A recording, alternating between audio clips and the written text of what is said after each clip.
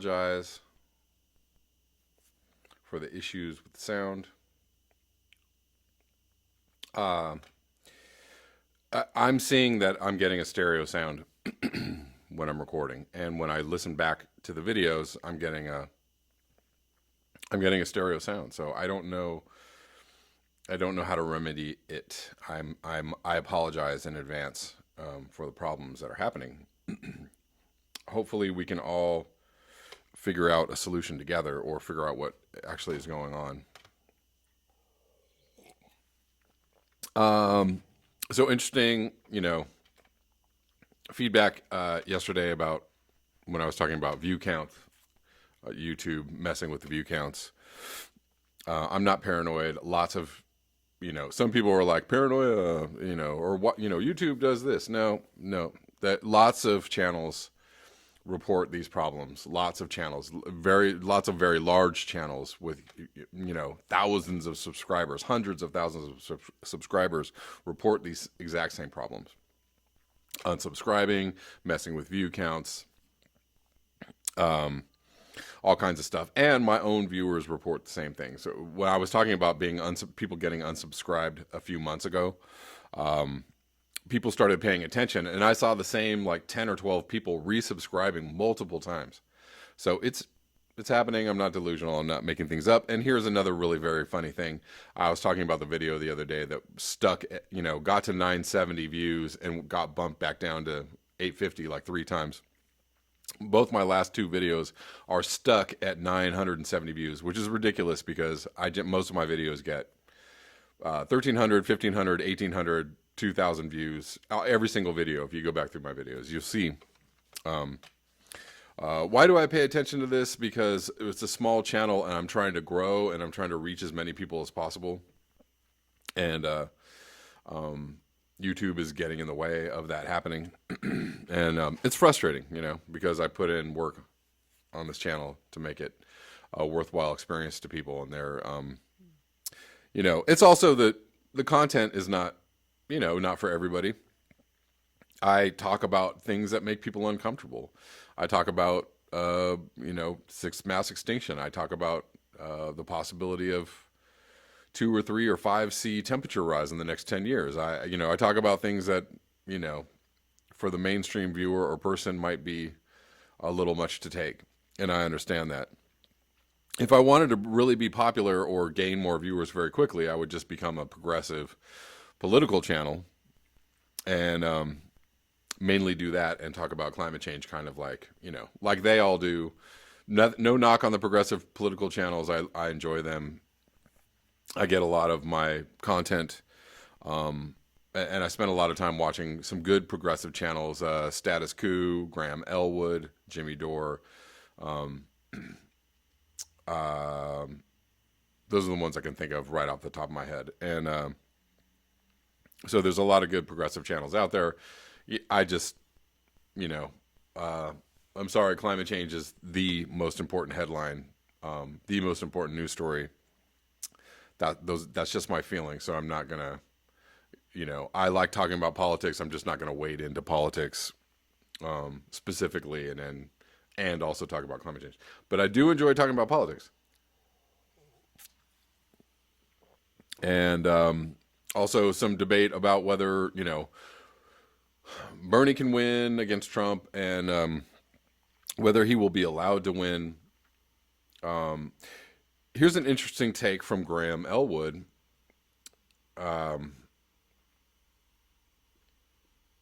He has a video out today, quite good. Wall Street terrified after Bernie crushes on Fox, and Bernie did crush on Fox. And here's the thing.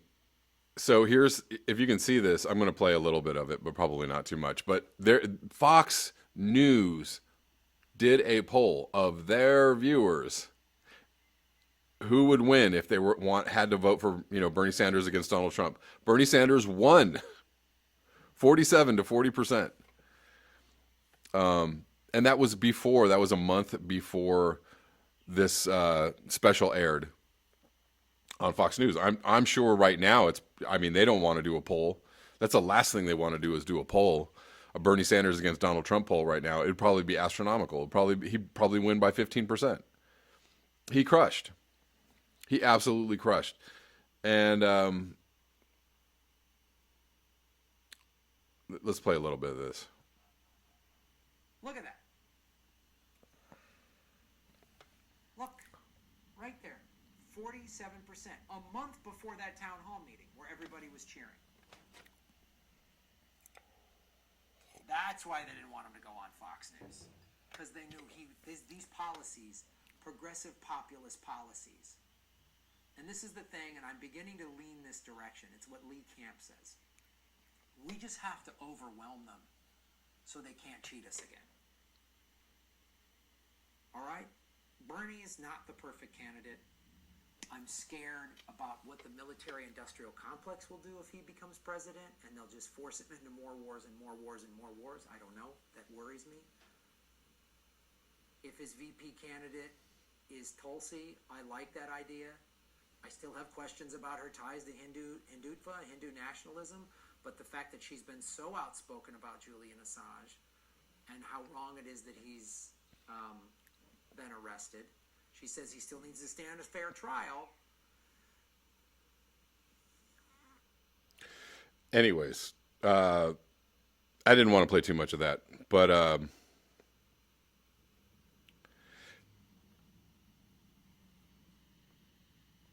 I like the idea of just overwhelming. You know, if you the message now is too big to contain. The message that people want Medicare for all and want free college and want to stop the wars. They want to bring the troops home. They want to stop intervening. They want to stop regime change. They want a fair tax rate for the rich. It's too big to contain. Those ideas are too big to contain, and they're too big to contain because there are too many other voices talking about these things. People are too informed now. They're too woke. It's just you're not going to keep the cat in the bag anymore. You're just they know too much. So if they do something to squash Bernie, it's gonna be so out there and outlandish and obvious. I don't think that they're going to be able to get away with it, and they know it. At least that is my hope. Let's move on. Another Extinction Rebellion update. Day 4. This is titled Day 4 Business as Usual. I don't know if there's... Let's see a web version of this, because I don't feel like looking at my email inbox. And hello. Where you at? Extinction Rebellion, International Rebellion. This is April 19th, Thursday, April 18th, day 4 of the mother of all protests, and we have managed to garner over 500 arrests, 250,000 pounds in crowdfunding, and a whole heap of headlines. And on the ground, dare I say, this is all starting to feel like business as usual, dancing like gangbusters around the big pink party boat moored at Oxford Circus. Check. Chilled music and poetry on a plant-lined Waterloo Bridge. Check. Moving and informative speeches on a car-free Parliament Square. Check. A thriving community growing steadily beside Marble Arch. Check. Sun shining, children playing, people learning. Check, check, check. That's not to say we're getting complacent. The ante is being upped. Vauxhall Bridge saw some early morning swarming. Critical Mass saw over 100 rebel riders cycle through central London streets, and the XR Children's Assembly saw climate awareness being geared toward the very youngest in our ranks. And obviously there's always the police-shaped menace lurking on the periphery, plotting how best to pluck us up and drag us away from the fun. But the public keep coming. The affinity groups keep forming, the rebel actions keep hatching, and the sporadic arrest malarkey just isn't cutting it. The rebels' bases are here, and they are not going away, not until Her Majesty's government plucks up its ears and changes its tune about climate change. So welcome to the United States of XR, established 96 hours ago. You are all very welcome. The food is vegan. Enjoy your stay.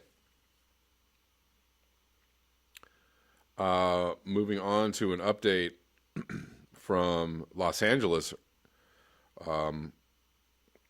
Extinction Rebellion, they sent out a letter, an email. Will you risk arrest on Earth Day? Arrest on Earth Day with Extinction Rebellion. This week's International Week of Action has been incredible and totally inspiring. At Extinction Rebellion Los Angeles, we've been overwhelmed with donations you all provided within mere hours of our request to pay for the cost of the climate camp, and we can't express our gratitude enough. The collective is powerful, and we are so excited to see what we can accomplish together. We can't wait to finish the camp with an Earth Day action, not auction, on Monday, April 22nd that will make ripples across the world. Earth Day action, where? Okay, so they're keeping it secret for now, off of a red line metro stop. We're not revealing the location yet, but details are to come. 12:30, Monday, April 22nd. What? Disruption, die-ins, and escalated action. Let us know if you want to risk arrest with us. We can't wait to meet you. So if you're in Los Angeles and you want to sign up for the Extinction Rebellion newsletters and to be part of the action, let them know. I'm going to try and be there and cover what's happening, report on it. Lastly, to finish up this video, because time is short, Hurricane Michael upgraded to a Category 5 at the time of U.S. landfall. So after the fact, this is I saw this actually on the television. April 19th, 2019, scientists at NOAA's National Hurricane Center conducted a detailed post-storm analysis on all the data available for Hurricane Michael and have determined that the storm's estimated intensity at landfall was 160 miles per hour. This final wind intensity is a 5-knot increase over the operational estimate. Makes Michael a Category 5 storm on the Saffir-Simpson hurricane wind scale, and at the time of landfall, on October 10th, 2018, near Mexico Beach and Tyndall Air Force Base, Florida, Michael is the first hurricane to make landfall in the United States as a Category 5 since Hurricane Andrew in 1992, and only the fourth on record. The others are the Labor Day hurricane in 1935 and Hurricane Camille in 1969. So Michael was a devastating and huge hurricane among the many hurricanes that have made landfall on U.S. soil just in the last 3 years, doing incredible damage. I wonder why. I wonder what could be causing all these hurricanes. Any guesses? No, we're not going to my Facebook page. Stay out. Lastly, I'm going to link this. Oh, I wanted to also link a really funny video from Michael Pye. If you guys don't know who Michael Pye is, he does those kind of faux newscaster videos where he stops, the cameraman stops filming and he says what he really thinks. So he does an Extinction Rebellion video, and it's really very funny and amazing and informative. And I'm going to link that in the description box. And lastly, I'm going to link this article about seals, caviar, and oil. Caspian Sea faces pollution threat. Really, so seals have been for decades suffering from overhunting and the effects of industrial pollution in the Caspian Sea. Pollution from the extraction of oil and gas, along with declining water levels due to climate change, pose a threat to many species and put the future of the sea itself at risk.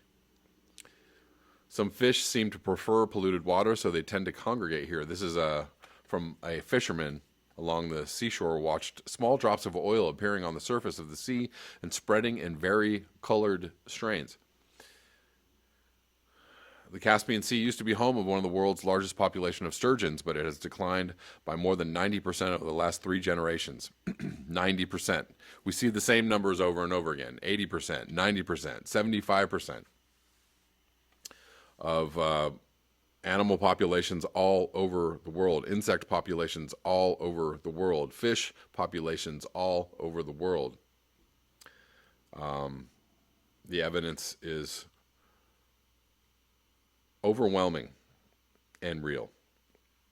That's all I have for you today. Thank you so much for your eyes, your ears, and your conscience. If you would like to support this channel, you can do so at the links below. Until next time, peace.